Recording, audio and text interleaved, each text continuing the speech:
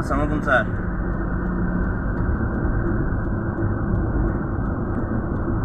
Sir আজকের অবস্থা দুইটা শুনানি হয়েছে। এখন হলো ওইখানে মানে ইমার্জেন্সিভাবে সব সাইনবোর্ড দিতে হবে। সব কথা শেষ, সব শুনানি মোনানি শেষ। স্যার